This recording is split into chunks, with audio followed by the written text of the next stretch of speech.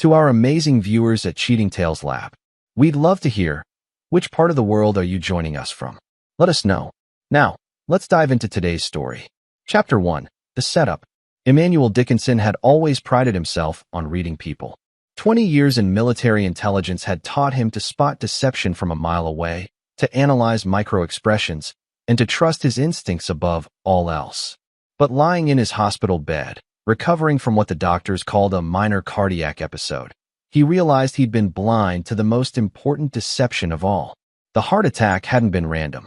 Emmanuel was 42, in excellent physical condition despite his sedentary work as a private security consultant. He'd maintained his fitness religiously since leaving the service, knowing that his past had made him enemies. What he hadn't expected was for the enemy to be sleeping in his bed. The test showed trace amounts of a beta blocker that shouldn't be there, Dr. Albert Lindsay had whispered during his private consultation. Someone's been dosing you, Mr. Dickinson. Slowly, methodically. Probably in your coffee or food over several months. Emmanuel's jaw tightened as the pieces fell into place. The fatigue he'd attributed to work stress. The occasional dizziness Sherry had dismissed as aging. The way she'd insisted on making his morning coffee every day for the past 6 months, claiming it was her way of showing love. Sherry Dickinson, his wife of 8 years, was trying to kill him. But why now? Why after all this time? Emmanuel had met Sherry when she was a struggling single mother, working double shifts at a diner to support her 5-year-old daughter from a previous relationship. He'd fallen for her resilience, her determination, and yes, he'd fallen for little Molly too. The girl had never known her biological father, and Emmanuel had legally adopted her when he and Sherry married. Now, as Emmanuel stared at the hospital ceiling, listening to the steady beep of monitors, he began to construct the timeline. 6 months ago, Sherry had started the coffee routine. 6 months ago, she'd also joined a new gym, started working out with a personal trainer. She'd been coming home later, claiming longer sessions. Her phone had developed a password she'd never shared. The door opened, and Emmanuel quickly closed his eyes, feigning sleep. Through barely open lids, he watched Sherry enter with a man he recognized from the gym's website, Gregory Sheldon, personal trainer and, apparently, his wife's lover. How much longer do we have to keep this up? Gregory whispered, his hand finding Sherry's waist. Not much longer, Sherry replied, her voice cold. The doctor said his heart is weakened. Another month of the medication in his system, maybe 2, and it'll look completely natural. Especially with his military background, everyone expects veterans to have health problems. Emmanuel's blood ran cold, but he kept his breathing steady, his expression unchanged. These weren't the words of a woman who'd accidentally poisoned her husband. This was premeditated murder. What about the kid? Gregory asked. Molly's not his biological daughter. Once he's gone, I'll contest the adoption. She'll go to her real father or into the system. Either way, she won't be my problem anymore. Emmanuel had heard enough. As their voices faded down the hallway, he opened his eyes and stared at the ceiling with new clarity. Sherry didn't just want him dead. She wanted to destroy everything he'd built, everything he'd loved, including Molly, the little girl he'd raised as his own daughter. But Emmanuel Dickinson wasn't the type of man to go quietly into the night. He was the type of man who'd spent 2 decades learning exactly how to destroy his enemies completely and utterly. And now, Sherry and Gregory had just declared themselves his enemies. Reaching for his phone, Emmanuel began making calls. His first was to his old teammate from military intelligence, Isaac Spence, who now ran a private investigation firm. His second was to Javier Walsh, a man who specialized in electronic surveillance and digital forensics.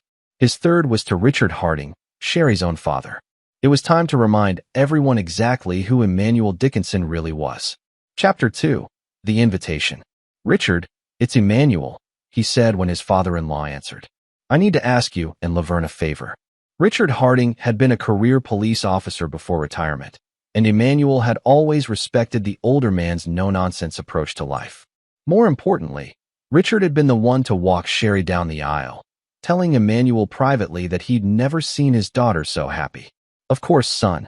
What do you need? The doctors want to keep me here for observation a few more days, and Sherry's been so stressed. I was thinking maybe you and Laverne could take her and Molly camping up at Pine Lake. Give her a chance to relax, get some fresh air. There was a pause. That's thoughtful of you, Emmanuel. But are you sure you'll be okay alone?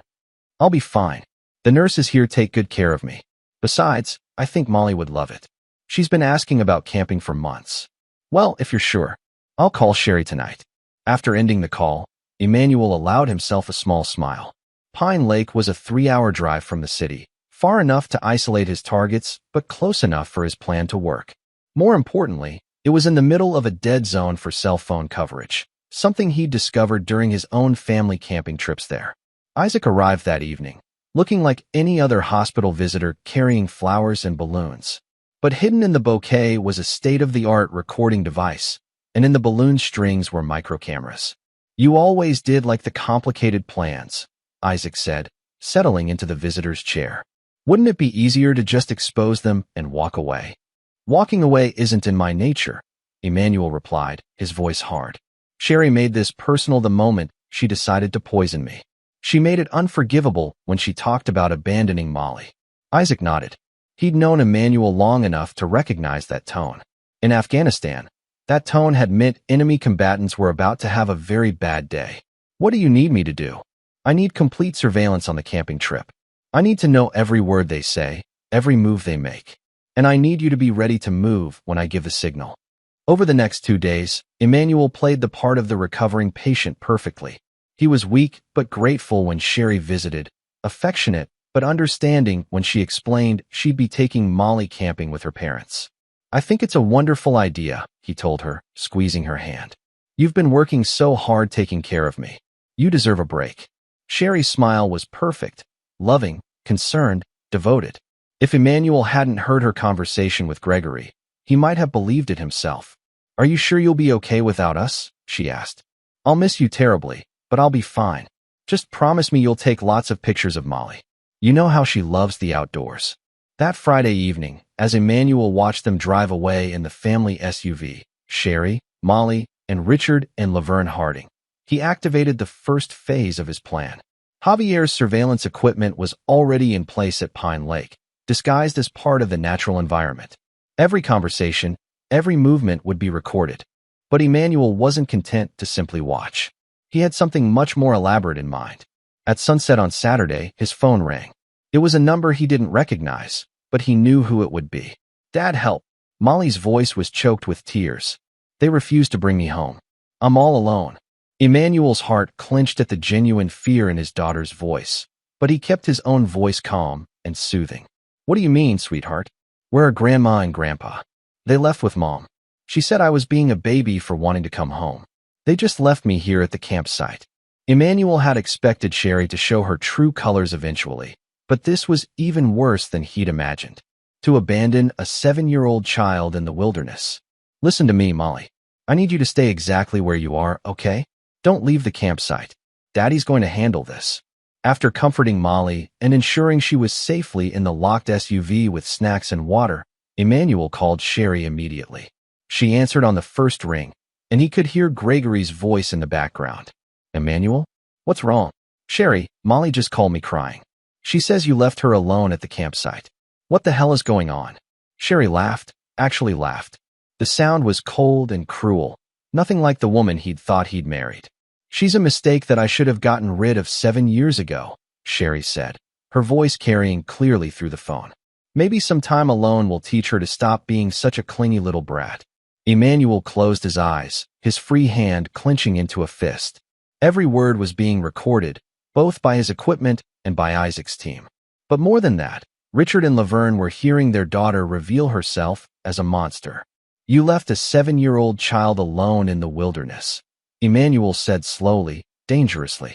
She's not my responsibility anymore, Sherry replied. And soon, she won't be yours either. The line went dead. Emmanuel sat in his hospital bed, staring at the phone. Tomorrow morning, everything would change. By the time Sherry realized what was happening, it would be far too late. He placed one final call of the night. Isaac, it's time. Execute Phase 2. Chapter 3. The Discovery. The call came at dawn, just as Emmanuel had arranged. His phone buzzed, showing the number for the county sheriff's office. Mr. Dickinson? This is Sheriff Wallace Pennington. I'm afraid I have some difficult news to share with you. Emmanuel sat up in his hospital bed, his voice carefully modulated to show concern but not panic. What's happened? We found a body in the woods near Pine Lake. The identification suggests, Mr. Dickinson, I'm very sorry, but it appears to be your wife, Sherry. Emmanuel allowed the silence to stretch, the way a man in shock might. That can't be right.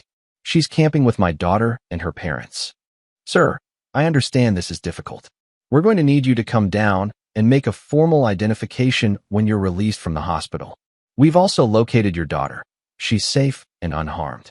We're bringing her back to town now. After ending the call, Emmanuel allowed himself a moment of satisfaction. The body, of course, wasn't Sherry. It was a Jane Doe from the county morgue, a victim of a car accident from 3 months ago whose body had never been claimed. Isaac's contacts in law enforcement had been very helpful in arranging the discovery, but Sherry didn't know that. Right now, according to Isaac's surveillance, she was hiding in a motel room with Gregory, watching the local news report about the tragic discovery at Pine Lake. The news anchors were speculating about a possible hiking accident, showing file photos of Sherry that Emmanuel had helpfully provided to the media. What Sherry was seeing was her own death being reported on television. And more importantly, she was seeing the massive life insurance payout that would be coming to her grieving widower, money she'd never be able to claim while dead. Emmanuel's phone buzzed with a text from an unknown number. What the hell is going on? They're saying I'm dead. He didn't respond. Instead, he called his lawyer, Chad Davidson, who'd been briefed on the situation. Chad, I need you to begin the process for collecting on Sherry's life insurance policy. The police have confirmed her death. Of course, Emmanuel. I'm very sorry for your loss. The policy is for $2 million, correct? That's right. And I want to make sure Molly is taken care of. Can you begin the paperwork for me to claim full custody? With Sherry gone, there shouldn't be any issues. His phone buzzed again. Emmanuel, please call me. Something terrible has happened. I need your help. Then another. This is insane. I'm not dead. Call me back. Emmanuel smiled coldly and powered off his phone. The beauty of his plan was its simplicity. Sherry was now legally dead, which meant she couldn't access their bank accounts, couldn't use her credit cards, couldn't do anything that would leave a digital trail without exposing herself as a fraud. She and Gregory were trapped with whatever cash they had on hand. But more than that, if Sherry ever tried to prove she was alive, she'd have to explain why she'd faked her own death. The recording of her abandoning Molly and calling her a mistake would surface. Her affair with Gregory would be exposed. The slow poisoning of her husband would be investigated. She had two choices: remain dead and live as a fugitive with nothing, or expose herself and face charges for attempted murder, child abandonment, and insurance fraud. Dr. Lindsay entered the room, shaking his head sympathetically. Mr. Dickinson, I heard about your wife. I'm so sorry. Thank you, doctor. I just want to get out of here and take care of my daughter. Of course. Your blood work shows the toxins are clearing your system nicely. We can discharge you this afternoon. As Emmanuel signed the discharge papers, his phone, now powered back on, showed 17 missed calls and 32 text messages, all from unknown numbers. The messages grew increasingly desperate. Please, you have to help me. I can't access anything. The police think I'm dead. They won't listen to me. Emmanuel, I know we had problems, but you have to help me. I'm your wife. Gregory says this is all your fault somehow. What did you do? The final message, sent just minutes ago, showed the first crack in Sherry's composure. I know what you're doing. This won't work. I'll expose everything. Emmanuel deleted all the messages without reading them completely. Sherry could threaten all she wanted. She'd made one critical mistake. She'd underestimated exactly who she was dealing with. As he walked out of the hospital, Emmanuel saw Isaac waiting by a black sedan.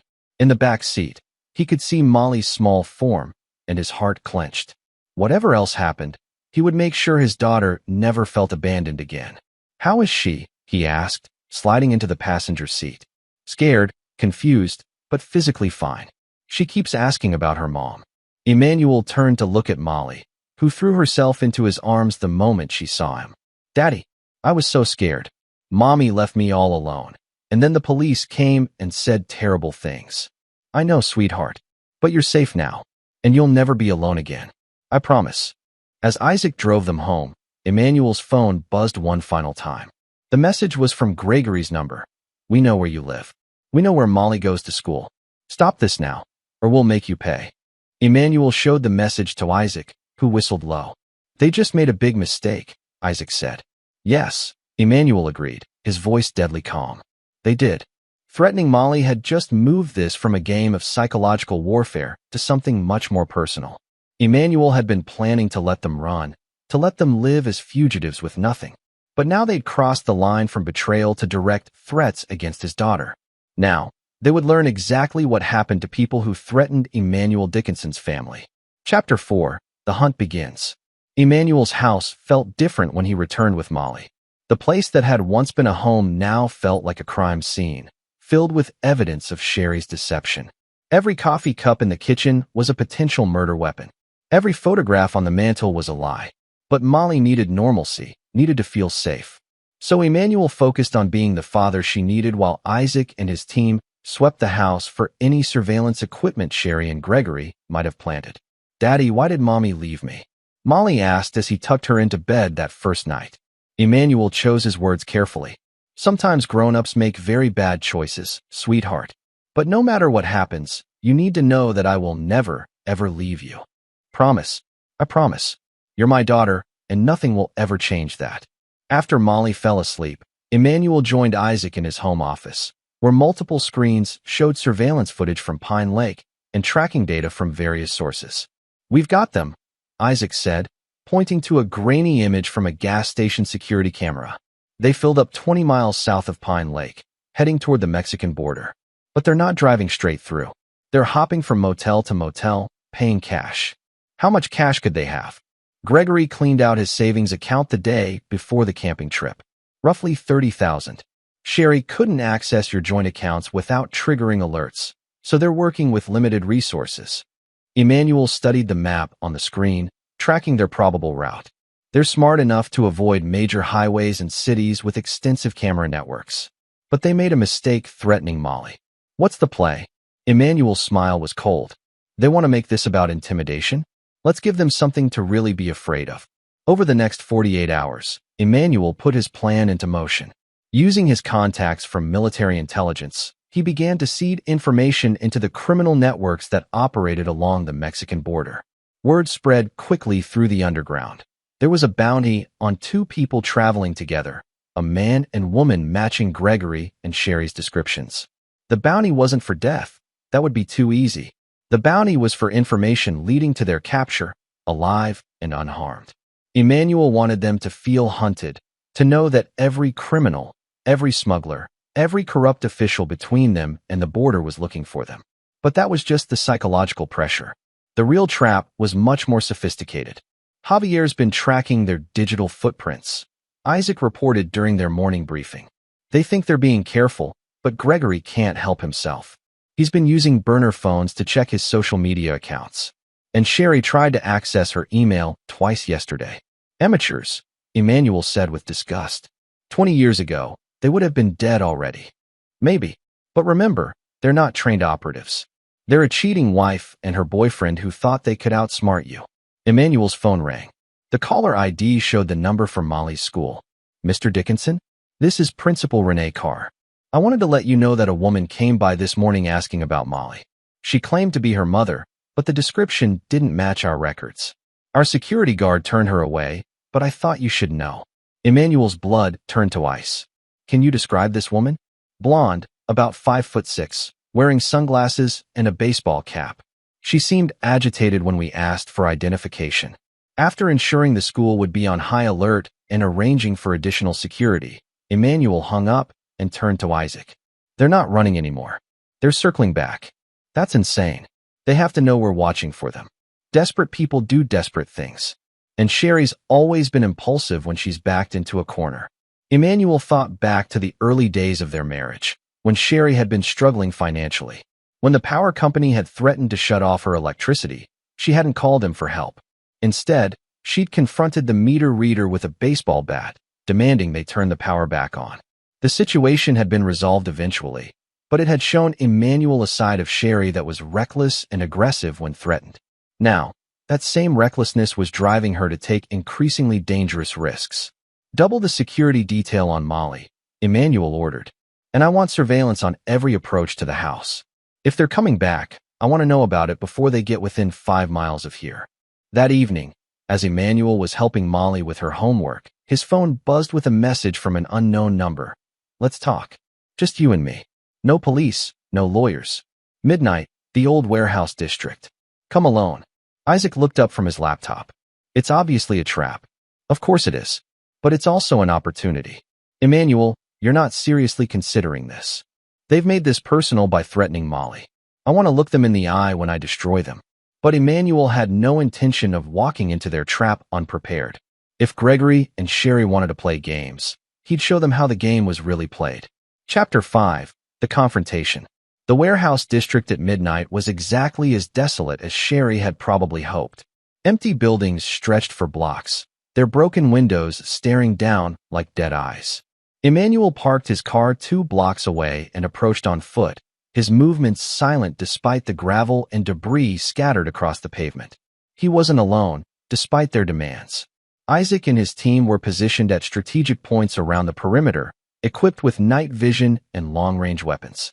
But more importantly, Emmanuel was wearing a Kevlar vest under his jacket and carrying enough firepower to handle whatever Gregory and Sherry had planned.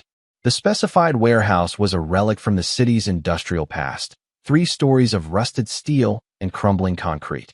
Emmanuel could see light flickering through the windows on the 2nd floor, probably a camping lantern or flashlights. He entered through the main door, which hung open on broken hinges.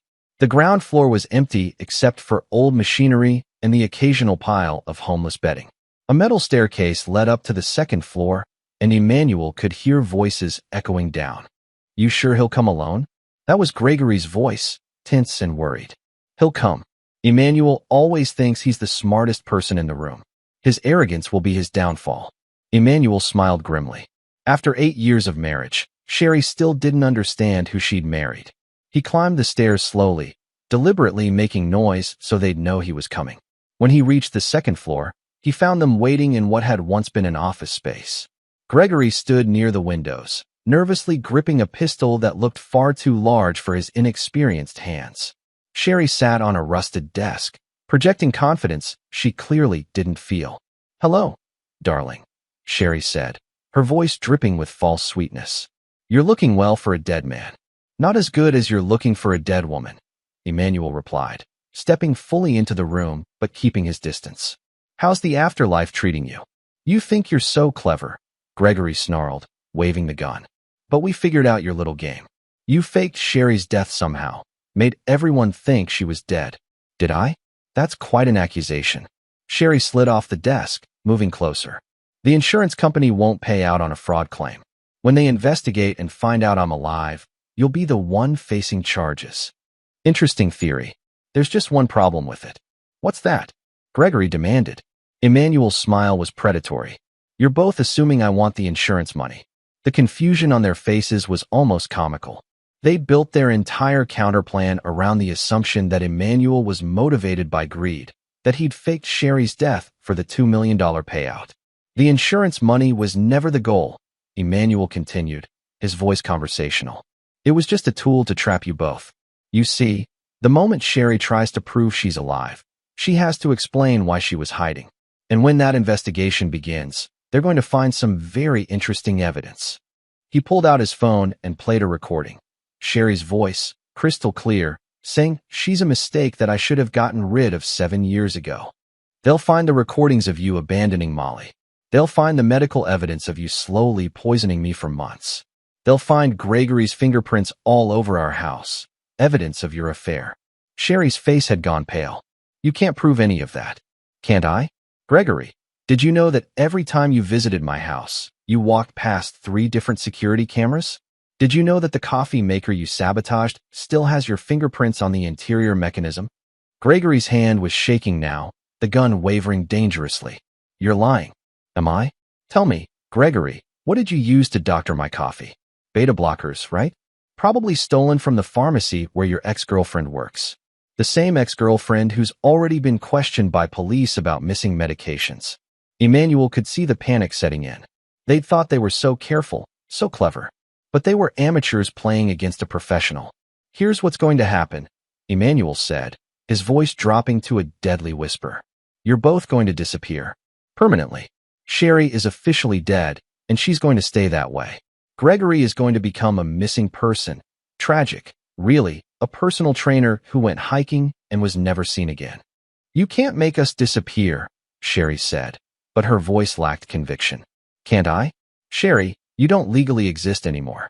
You have no identification, no access to money, no way to prove who you are without exposing your crimes. And Gregory, well, Gregory made the mistake of threatening my daughter. In one fluid motion, Emmanuel drew his concealed weapon and put 2 rounds center mass into Gregory's chest. The man dropped instantly, his own gun clattering across the floor. Sherry screamed, but Emmanuel's attention was already focused on her. Now it's just you and me, darling. The way it should have been from the beginning. Chapter 6. The Truth Unveiled. Sherry pressed herself against the warehouse wall, staring at Gregory's body in horror. You killed him. Yes, Emmanuel said simply, holstering his weapon. And unless you start telling me the truth, all of it, you'll join him. What truth? I don't know what you mean. Emmanuel sighed and pulled out his phone, showing her a photograph. It was a military service record, but not his own. Staff Sergeant Gregory Sheldon, discharged from the Army 3 years ago for theft and assault. 2 tours in Afghanistan, same time and place as me. Interesting coincidence, don't you think? Sherry's face crumpled. I don't understand. No, you don't. You never did. You thought you were seducing some random personal trainer, but Gregory sought you out specifically. He knew exactly who I was, and he knew exactly how much my life insurance policy was worth. Emmanuel began pacing, his voice taking on the tone of a teacher explaining a lesson to a particularly slow student. Gregory wasn't your lover, Sherry. He was using you. The whole affair, the plan to kill me, the slow poisoning, that was all his idea, wasn't it? He convinced you that you deserved better, that I was holding you back. That's not. But her voice trailed off as the realization hit her. Gregory Sheldon stole classified information during his service in Afghanistan.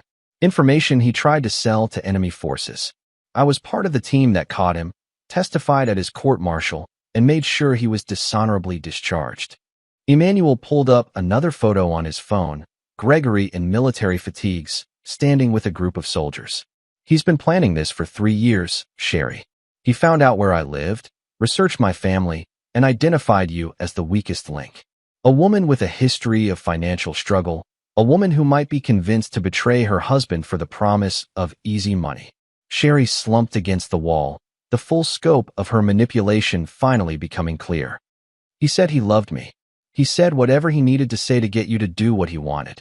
And you fell for it because you wanted to believe it was real.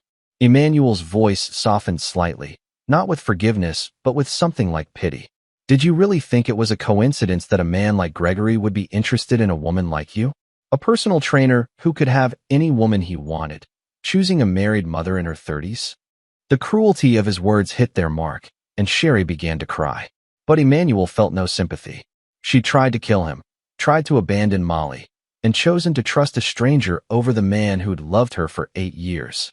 Here's what I think really happened, Emmanuel continued. Gregory approached you at the gym, started flirting, made you feel special. He probably complained about his own money problems, mentioned how unfair it was that some people had so much while others struggled. Then he started asking innocent questions about me, about our finances, about our life insurance. Sherry's sobs confirmed his theory. And when you were completely hooked, when you thought you were in love, he suggested that life would be so much easier if I wasn't around. Maybe he even made it sound noble, like you'd be saving me from a life of stress and health problems. He said you were already sick, that the heart attack was natural, and we were just helping it along. Except I never had a heart attack, Sherry. That was the beta blockers Gregory gave you to put in my coffee. He was slowly poisoning me, using you as the delivery method. Emmanuel knelt down beside Gregory's body and went through his pockets, finding a cell phone and wallet. Inside the wallet was a photograph that made Sherry gasp. It was a picture of Molly leaving school. He was planning to kill Molly too, Emmanuel said quietly. Probably make it look like an accident. Can't have any loose ends when you're stealing $2 million. Sherry's crying turned to hyperventilation. No. He wouldn't hurt Molly. He promised she'd be safe. Gregory Sheldon was a traitor and a killer, Sherry. He would have done whatever was necessary to cover his tracks, including murdering the little girl you claim to love. Emmanuel stood up, looking down at his wife with cold contempt. You didn't just betray me, Sherry. You betrayed Molly. You called her a mistake, abandoned her in the wilderness, and helped a man who was planning to kill her. I didn't know, Sherry screamed. I thought he loved me. I thought we were going to be together. And that makes it worse, not better. You were willing to murder your husband and abandon your daughter for a man you'd known for 6 months. Emmanuel pulled out zip ties from his jacket pocket. Turn around.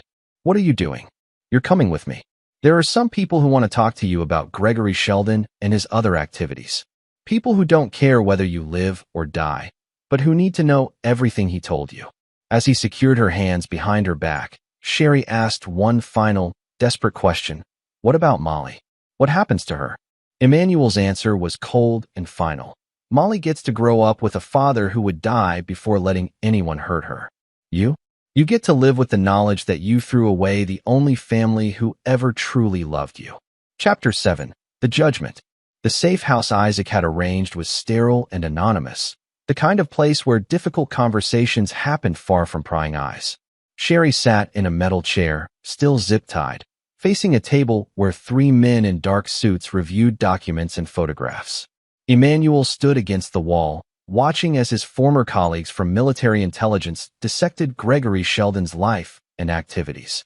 The dead man had been far more dangerous than even Emmanuel had initially realized.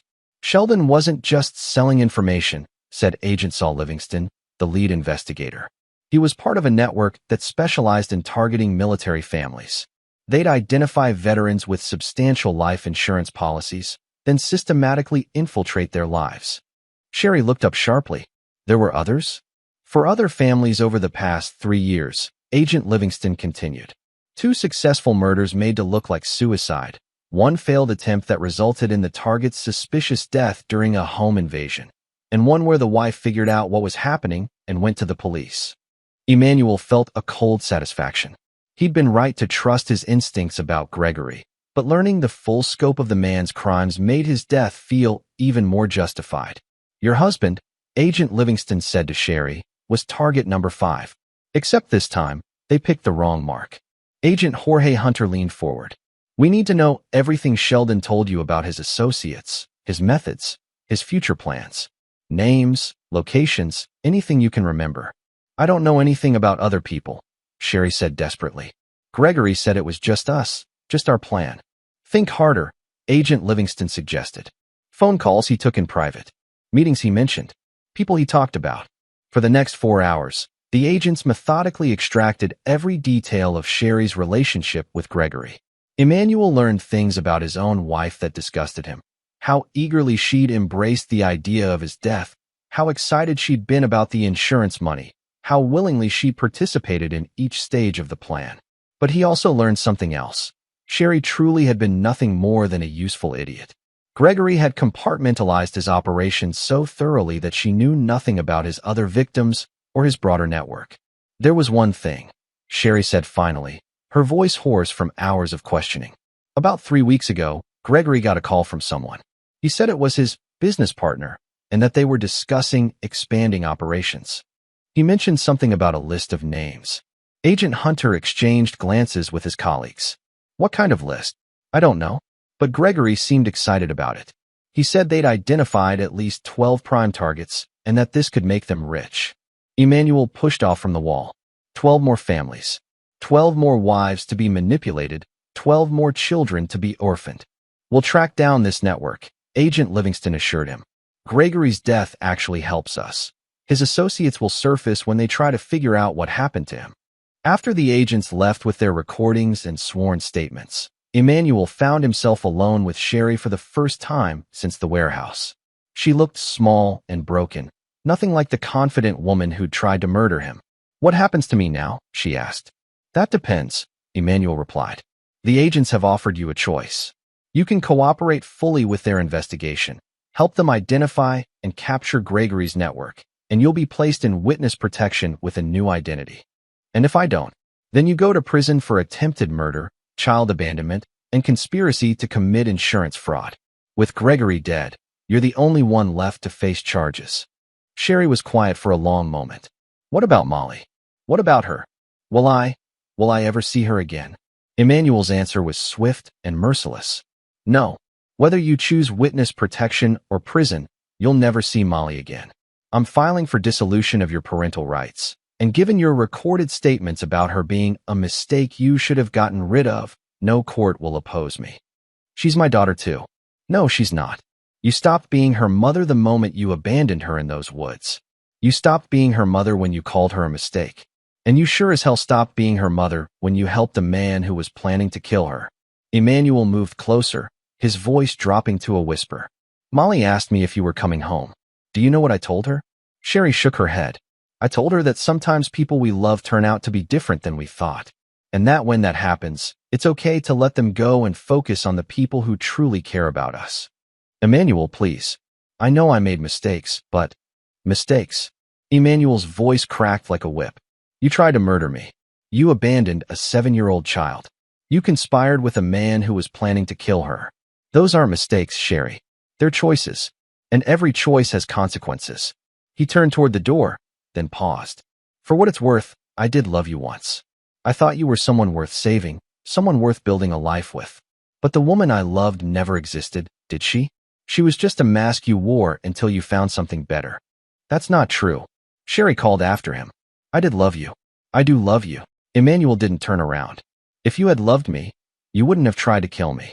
If you had loved Molly, you wouldn't have abandoned her. And if you had any real love in your heart, you would have seen through Gregory's manipulation. The door closed behind him with a final, decisive click. Chapter 8. The Reckoning. 6 months later, Emmanuel stood in the kitchen of his house, making breakfast for Molly before school. The morning routine had become precious to him. The normalcy of scrambled eggs and orange juice, the sound of his daughter chattering about her upcoming science project, the simple pleasure of being alive to see another day. The coffee maker sat unused in the corner. Emmanuel had thrown it away the day after Sherry's arrest, unable to look at it without thinking about the poison that had nearly killed him. Now he drank tea, and Molly had developed a taste for hot chocolate. Daddy, is Mommy ever coming home? Molly asked suddenly, looking up from her cereal. It wasn't the first time she'd asked, and Emmanuel had learned to answer with patient honesty. No, sweetheart. Mommy made some very bad choices, and now she can't live with us anymore. Is she in jail? Something like that. In reality, Sherry had chosen witness protection over prison. The federal agents had relocated her to a small town in Oregon, where she was living under a new name and working as a waitress. According to their reports, she was cooperating fully with the investigation into Gregory's network, helping them identify and arrest 3 other conspirators. But for Emmanuel and Molly, she was simply gone. The divorce had been finalized, Sherry's parental rights had been terminated, and legally, Molly was now Emmanuel's daughter alone. I'm glad she's not coming back, Molly said quietly. She was mean to me at the camping trip. Emmanuel's heart clenched, but he kept his voice steady. Some people aren't good at being parents, sweetie. But you don't have to worry about that anymore. It's just you and me now. Promise. I promise. After dropping Molly at school, Emmanuel drove to his office. He'd officially retired from private security consulting. Using the life insurance payout, he'd never wanted to set up a trust fund for Molly's education and to invest in Isaac's private investigation firm. These days, Emmanuel specialized in a very particular type of case, helping other military families who suspected they were being targeted by predators like Gregory Sheldon. The network had been larger than anyone had initially realized, and breaking it up completely was going to take years. Isaac was waiting in the conference room with their latest case file. We've got another one, he said grimly. Air Force veteran in Phoenix, married 3 years to a woman he met at a gym. She's been encouraging him to increase his life insurance policy. Emmanuel opened the file, studying the photographs and background information. The pattern was always the same. A veteran with substantial assets, a new wife or girlfriend with financial problems, and a mysterious new friend who specialized in fitness and nutrition. How long have they been married? Emmanuel asked. 3 years. But get this, she had 2 previous husbands. Both died in accidents within 5 years of marriage. Emmanuel's blood ran cold.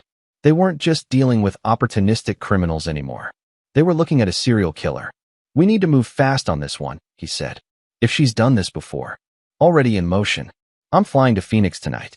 But Emmanuel, there's something else you need to know. Isaac pulled out another photograph, and Emmanuel felt his world tilt. It was a surveillance photo of a woman entering a grocery store in Oregon. She was thinner than before, her hair was different, but there was no mistaking the face. Sherry violated her witness protection agreement, Isaac said. She's been trying to contact Molly through social media, using fake accounts. The marshals lost track of her 3 days ago. Emmanuel stared at the photograph, feeling a familiar cold rage building in his chest. She's coming back. That's what we think. The question is, what do we do about it? Emmanuel closed the file and stood up.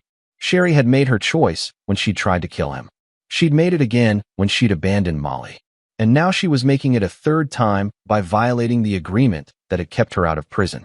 We do what we should have done from the beginning, Emmanuel said quietly. We end this permanently. Isaac nodded. They both understood what that meant. Sherry Dickinson had died once already, officially and legally. Now it was time to make that death a reality. I'll make the arrangements, Isaac said. No, Emmanuel replied.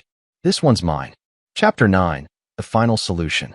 Emmanuel found Sherry exactly where he'd expected, watching Molly's school from across the street, sitting in a stolen car with Oregon plates. She'd lost weight during her months in hiding, and her hair was now dark brown instead of blonde, but her obsessive focus on his daughter was unmistakable. He approached from behind, moving with the silent precision that 20 years of military training had ingrained in him. When he tapped on the passenger window, Sherry jumped so violently she nearly hit her head on the roof. Hello, darling, Emmanuel said, sliding into the passenger seat before she could react. You're looking well for a dead woman. Sherry's hand moved toward the door handle, but Emmanuel was faster. He grabbed her wrist, his grip just tight enough to remind her exactly how much stronger he was. Don't, he said quietly. We wouldn't want to cause a scene near Molly's school. I just wanted to see her, Sherry said, her voice barely a whisper.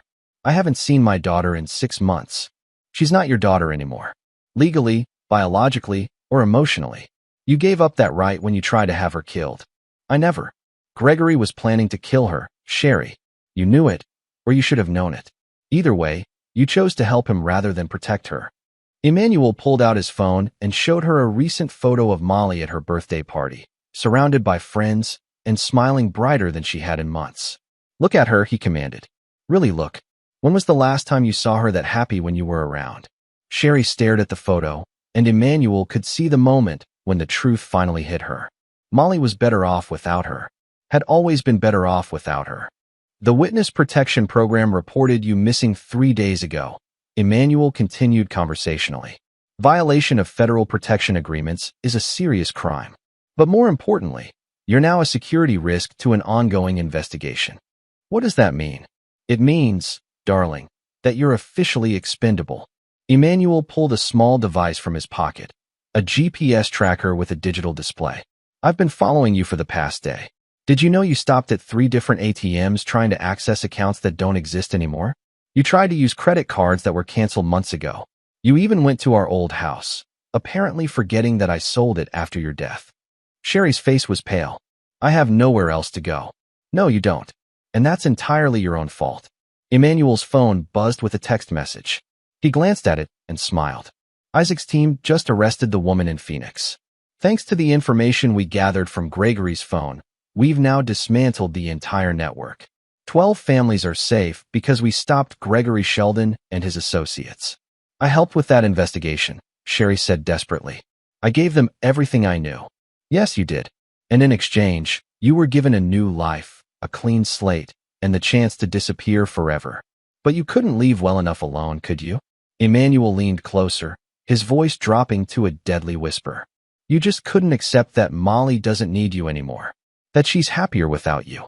That everyone is better off with you gone. Please, Emmanuel. I know I made mistakes, but I'm still her mother. I love her. No, you don't. If you loved her, you would have stayed away. If you loved her, you would have let her heal from what you did to her. If you loved her, you wouldn't be here right now, putting her in danger just because you can't live with the consequences of your choices. Emmanuel pulled out a syringe filled with clear liquid. Do you know what this is? Sherry's eyes widened in terror. Emmanuel, please. It's insulin. Massive overdose. Will look like a diabetic emergency, if anyone bothers to investigate, which they won't. Sherry Dickinson is already dead, remember? This will just be a Jane Doe who died of natural causes. You can't do this. I'll scream. I'll fight. No, you won't. Because if you do, I'll make sure Molly learns the truth about what you really are. I'll play her the recordings of you calling her a mistake. I'll show her the evidence of how you tried to kill me. I'll make sure she knows that her mother was a monster who cared more about money than family. The threat hit its mark.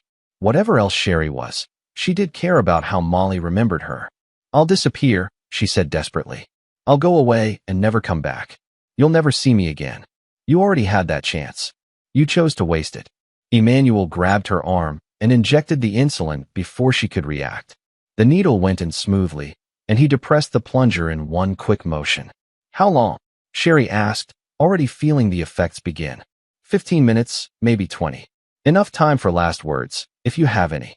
Sherry stared out the windshield at Molly's school, watching children play in the distant playground. Tell her I'm sorry. Tell her I loved her, even if I was bad at showing it. No, Emmanuel said firmly. I won't tell her anything. As far as Molly knows, you died 6 months ago. She's already grieved for you and moved on. She doesn't need to carry the burden of your regrets. As Sherry's breathing became labored and her consciousness began to fade, Emmanuel felt no satisfaction, no sense of victory. This wasn't justice. It was simply necessary. Like putting down a rabid animal or removing a cancerous tumor, some things had to be done for the greater good. When it was over, Emmanuel called Isaac. It's done, he said simply. Any problems? None. She'll be found in a few hours, if at all. Another overdose victim in a stolen car. Emmanuel got out of the car and walked away, never looking back. Sherry Dickinson was finally, truly dead. The woman who had tried to destroy his family, who had endangered his daughter, who had chosen greed and betrayal over love and loyalty, was gone forever. As he drove home to pick up Molly from school, Emmanuel felt something he hadn't experienced in months. Peace. The threat was over. The betrayal was answered. Justice was served. That evening, as he helped Molly with her homework and listened to her talk about her friends and her dreams for the future, Emmanuel allowed himself to smile. They were safe now. They were free. And anyone who threatened his family again would learn the same lesson Sherry and Gregory had learned. Emmanuel Dickinson protected what was his, no matter the cost. Some debts could only be paid in blood, and Emmanuel was always prepared to collect. This is where our story comes to an end. Share your thoughts in the comments section. Thanks for your time. If you enjoy this story, please subscribe to this channel. Click on the video you see on the screen, and I will see you there.